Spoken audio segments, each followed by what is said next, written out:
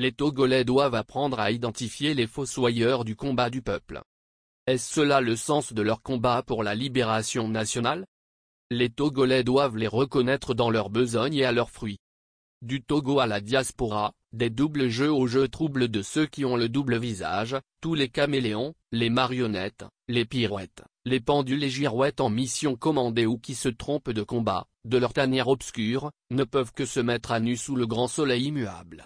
Le peuple les identifiera un à un dans leur camouflage et confusion. Ces personnes, tapies dans des caniveaux puants au service de leur maître prédateur, se plaisent dans les manœuvres éhontées comme ci-dessous et énumérées. Traîner l'opposition togolaise dans la disgrâce et décrier son incapacité à résoudre le mal togolais.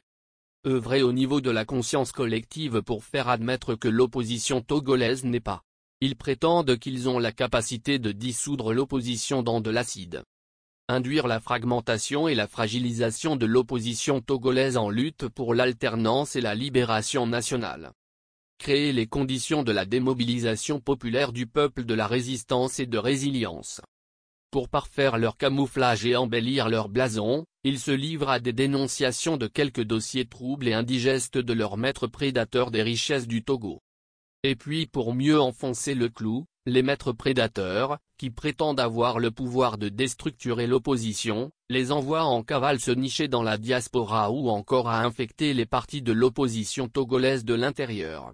Ils le font si bien par leur présence sous le statut des infiltrés au sein des appareils de gestion des partis.